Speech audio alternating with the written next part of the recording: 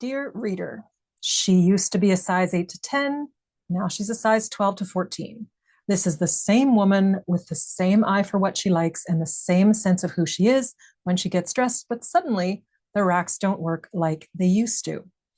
If you've had this experience, I want you to hear this clearly before we go any further. Her body did not become a problem to solve. It's that the system was never built to fit her in the first place, and here's why. Clothing size doesn't mean what you think it means. Clothing didn't begin with standard sizes. It started as you, standing in front of someone who took your real measurements and built something around the body you actually have. It was custom work by skilled tailors and dressmakers, and fit was the whole point because there was no alternative. And you'd only have one or two outfits at a time, one for regular wear and one for special occasions, if you were lucky. Then came industrialization, where manufacturers needed to produce clothing fast and cheap at scale for strangers they'd never met.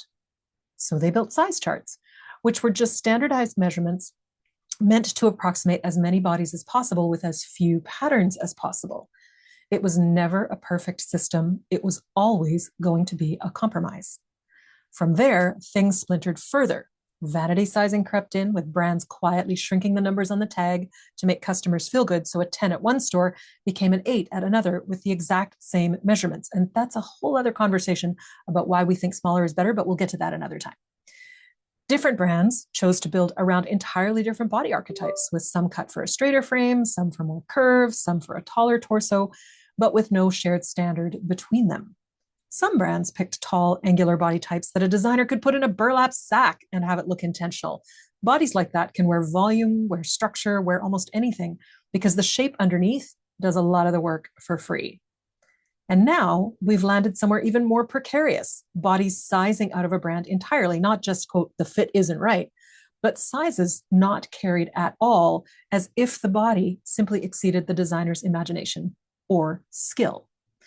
In reality, none of this is about bodies changing. It's about an industry that was never actually standardized, dressed up in a language, small, medium, large, 6, 8, 10, etc., that sounds standardized. And a lot of the industry optimizes for what's sufficient to produce, not for who's actually wearing it. That is not a judgment on any one body. It's just a description of an industry making decisions based on margin, not on you. So here's the line I want you to hold, with one caveat. It's never you, it's always the clothes. Most of the time, that's exactly right. You're standing in a fitting room, reacting to a garment that was never engineered for your proportions. No amount of self-critique will fix a pattern problem, but I want to give you a sharper tool than just comfort, because comfort alone won't help you shop better. There's a difference between a badly designed garment and a well-made garment that's simply not right for your body. A badly designed garment is one where the seams sit wrong regardless of who's wearing it. The fabric can't support the silhouette it's cut into, or the drape fights the body instead of moving with it. This is a construction and design failure that would misbehave on nearly anyone. It's easy to walk away. No further diagnosis needed. A well-made garment that's simply not right for your body could be beautifully designed and well constructed, but just cut for different proportions than the ones you're working with today, and that might feel harder to put down. But the truth is, in this case, there's nothing wrong with the garment and nothing wrong with you. It was just made for someone else's shape. Learning to tell these two things apart is what will make shopping feel less like a judgment on your body and more like a skill you're building. Here's 3 things that have helped my clients since 2007, and they will help you too if you apply them. Number 1, figure out where you're standing. Before you spiral in a fitting room, ask which category you're in: bad design or wrong fit for your body. Either way, the issue is with the garment, not your worth. Number 2, your alterationist is your best friend. Good fit is the single highest leverage investment in how your clothes read on your body. So find a great tailor who can make that $20 t-shirt look like $1,000,000. Number 3, when something works, buy it. Buy multiples if you can. A brand that fits, a cut that flatters, a store where the shopping experience doesn't leave you defeated, that's rare.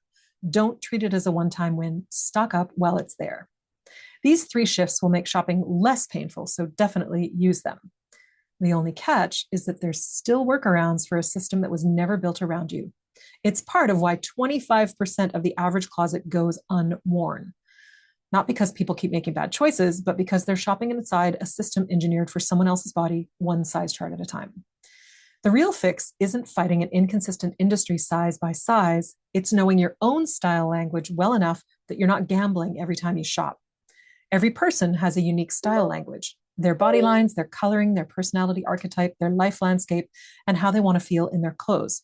When you know that language, you stop guessing at racks that were never designed with consistency in mind. You shop with clarity instead.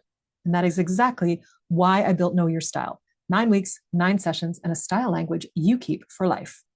The priority waitlist for the next cohort is open now, and people on the list get early access as soon as enrollment opens.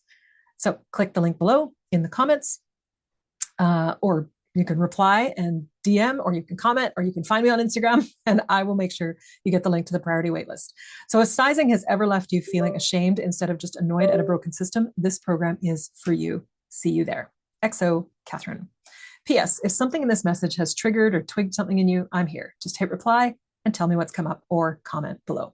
And if you've been hearing that annoying beeping all the way through this message, it's because my computer is mad at my USB key. And so I'm recording it. We're imperfect. Here we go. Have a great week. We'll see you next week.